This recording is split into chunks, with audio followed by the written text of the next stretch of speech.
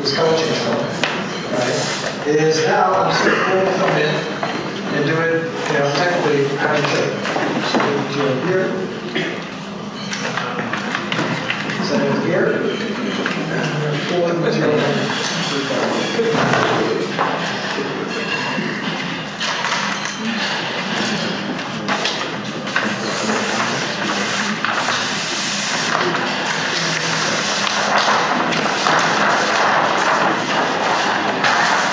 Now I'm going to take the material close to or past 10%. Okay? So I have the material here, and watch the difference now in terms of how I approach this, even if you've been watching the Rap Institute for years. Okay? Is this. I get the material here, and I want to enrich the material over this area, but if I pull really hard, I'm kind of already behind the 8 ball. I don't want to be behind the 8 ball. So what I'm going to do here is this. I'm going to pick it up just to kind of above this area, and I'm just going to kind of like what I did on the hood. I'm just going to kind of lightly flush it out and just kind of get the material just kind of loose enough now where it's going to be kind of glassy on the edge, but not super tight. So kind of like, remember my hood was kind of saggy in the middle on the flat area? It wasn't super tight. I like this. This means that I have what inside that area? A little bit more material. I like that. So now what I'm going to do is I'm going to run my finger on the edge here, and I lock it in right here on the edge, and that's it. I don't do anything else. If I had a whole sheet on the side of this car right now, it would just be saggy and hanging out. Okay, the reason why is, I don't know about you guys, but I used to make a lot of mistakes in recess area. I still do, because I'm human. So when I form the film in here, if I get a weird angle and it wrinkles right now, am I screwed? No, because I can do what? Oh, I can pick it up. But if I come down here and squeegee this down and squeegee everything down, is that easy to pick back up and fix? No, because I'm going to screw it up. Cool, so hopefully. You get my point, okay? So manage your mistakes. I'm managing my mistakes, all right? So now what I do is I have my glove from Michael, and I have my heat gun, and I'm ready to go. So I put my glove on, cool. And what I used to do, okay, and again, I'm learning this technique because I used to be a 3M trainer in the Netherlands, and I had a grease program. I'll talk to you about that story. But that's an interesting story. So now I get the material here. Cool, all right? What I used to do, and this is how I was taught originally, is I used to take a squeegee stroke and squeegee there, lock it in place, and then I did the recessed areas. But then I thought logically, and I tried to think like Spock. If I squeegee there, how much do I limit the stretch of the material instantly? By 50%. Now, how much stretch do I have from here to here? 100. But if I squeegee here, I limit my stretch by 50%. I'm already 50% out. That's not good. You know what I'm saying? What if you have stock and your stock drops 50%? You're pretty freaked out. Okay. Here, I want to want as much stock as possible. Okay. So what I'm going to do here is this. I'm going to run my finger here, set up the edge, get it set up to here so I feel like it's nice and uniform on the outside edge. All right. So the two techniques that I want to emphasize right now are this. Okay. It's a new technique and a new phrase I'm using right now. Right here on the upper corner, I have what? Wrinkles. Right. Remember what I showed you on the hood. How do I get those wrinkles away? I use the triangle technique. So I'm going to use the triangle technique. I think I will kind of read here. I'm going to use the triangle technique, and I'm going to spread the material out here so it doesn't bunch up here. Because right now, you can tell, the material's telling me I'm going to give you a smoking hot wrinkle right there. So I know to shift it away. But what is the material telling me right there? It is telling me something. It's hard to read if you don't speak wrinkles or tension. You know what I'm saying? Right now, the material is saying, and I've likened this area to what? I call this now, I used to call it a scoop. Some people call it a pocket, but I think the best one that kind of registers in your head is a mouth. How much material is there? Not much. It's already spread out. It's already like this, okay? But that mouth is hungry. That area, this needs material. It doesn't want to get stretched out. So if I stretch it out, it gets what? Thinner. The adhesive becomes less strong, and then it's going to fail. So what I want to do is I want to work to that area. I want to feed it. I want to feed enough. So if you have kids or whatever, starting neighbors, whatever, I want to feed this area here. So it's interesting. So I'm not only going to do the recessed area first, but I'm going to work from here into here. And when I get from here, I'm going to work down to this mouth, and I'm going to work down to this mouth, and then I'm going to go out. Interesting. Are we good with that analogy? You good? So once I get it to here, watch what I do. So I'm going to take the material now, and I'm going to warm it. Not into the recess area, but away, so it's nice and loose. Come down here, get the first to the corner, and I'm going to take my glove now, and I feed the mouth in one stroke. Oh, that's an awesome glove. It's a great glove. Then I'm going to do this. Someone else can drink that. So I do this now, And I do the same thing. I work to this mouth. So I work in stages. I like to work in stages. And I work down here, kind of get it to here, change my body position so I can block anyone's view, get it to here, and then I work this way. Cool. The reason why I'm heating it above the recessed area now is the stretch is coming from where? The stretch is coming from here, not there. Are we cool? So now I have these really fun things in the middle, which I've never gotten before. So in this case, what I'm going to do is I'm going to do this. I'm going to kind of circle these out first. So I'm neutralizing the hardest parts first. And I'm working the material into this area, and my best squeegee these days is what? My fingernail. Okay? There was a woman who took a workshop in Melbourne. She had just crazy nails, and I was like, don't get rid of those. Those are great squeegees. I go, maybe you should come out with like squeegee fingernails. So basically what I'm trying to do is... your DNA already. What? I took your DNA for that reproduction. So again, I'm focusing here, and it's going pretty good. So is this... And this is what I probably should use the Betty. So I'm getting these out. So is this freaking me out a little bit? Sure. Okay.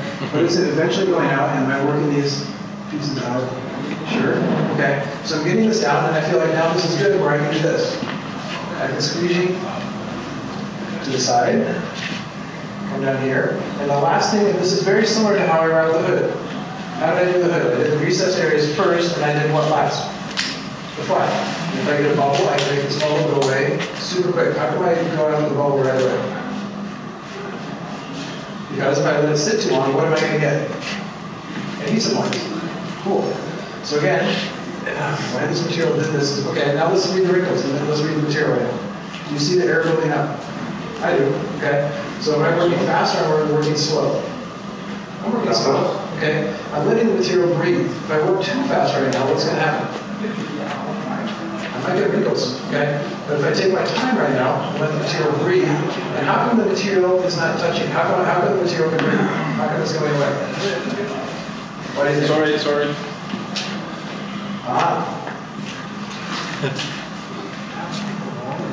So now this always gives me a 30-degree angle, okay? And I'm letting the material breathe. How come the material, the air is not giving me a giant, crazy bubble right now? What do you think? What is keeping the adhesive from touching the surface right now? Anyone? There's something keeping it away. I liken it to like little minions right now. Okay? With Avery, what Avery does is they put ink dots on the adhesive. And those ink dots keep the adhesive from doing what? Touching the surface. So what that does is it allows the air to breathe, plus I got the what? There it goes. Cool. Now we're out. Right? You know what I'm saying? So, interesting setup. Cool. Right? So now that everything's out, everything's done. Okay, that was weird. I don't want that to happen. I'll figure that out. Okay. My point is now, I let the material breathe, everything done, and then I do the rest of the car. Now, again, this material, can I pick this back up right now? Yes, because I haven't done what? Squeegee. Now I can play. Because I did what first? The hardest part. Now that the hardest part is done, what do I feel like as an installer right now? I feel like I'm going downhill. I feel like I'm already out. So now that I'm doing the hardest thing, I can start flying. Now I can start cooking. Does that make sense? Okay? Last thing I want to show before I go to the next stage, though, is this. Right? Again, what I talked about is I warmed the adhesive to get it into the recessed area. Right? Okay? Does everyone know this tool? Right? So this tool is from Yellow Tools. 3M also makes this type of tool. Right?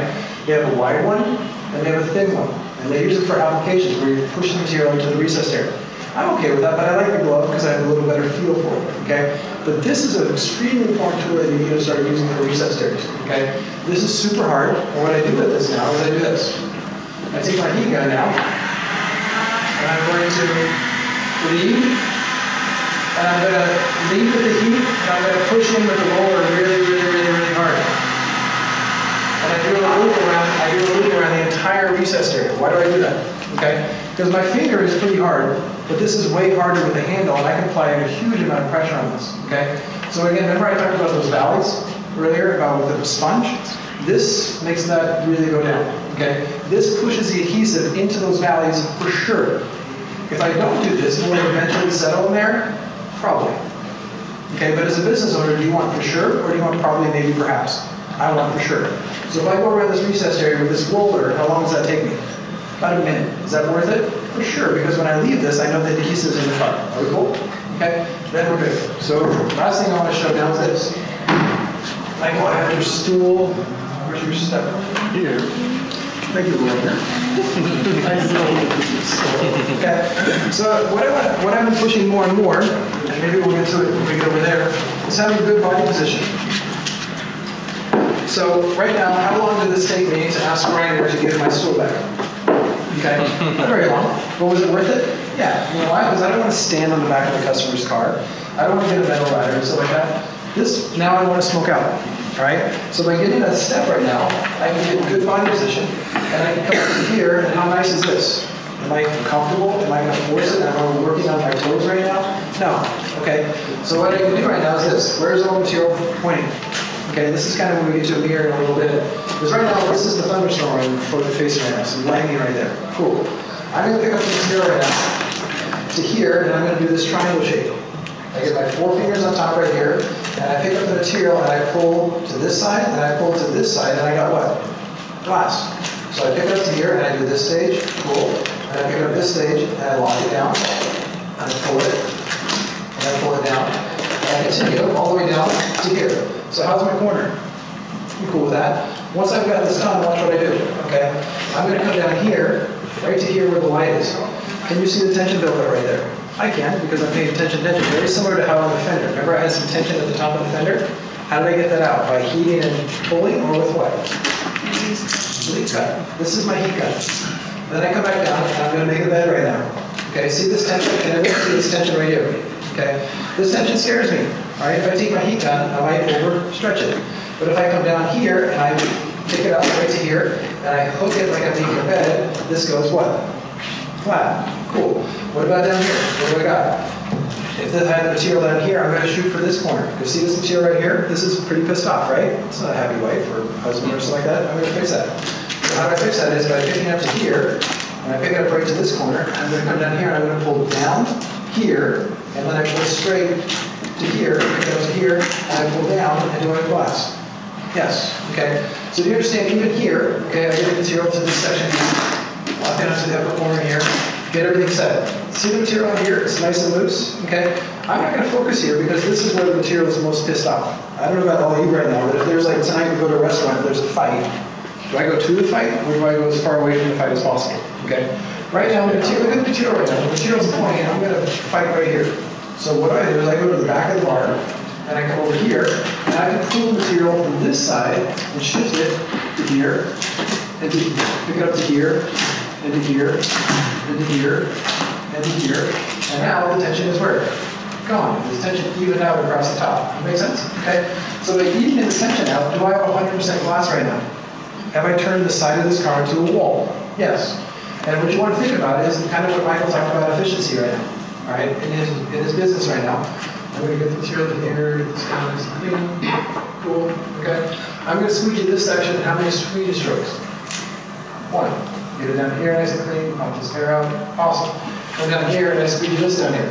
How many strokes? 1. Super efficient, get the air out. Awesome. Come back and pump this out. Over there. Cool. And then I do this next stage, right here. 1 squeegee stroke, 2 squeegee strokes, 3 squeegee strokes, okay? If the air builds up, I just kind of pop it down here. The idea is now, is that if I can get this material flat, I can squeegee very efficiently all the way across in how many strokes? Cool. You know how I used to do this? I used to do it like this.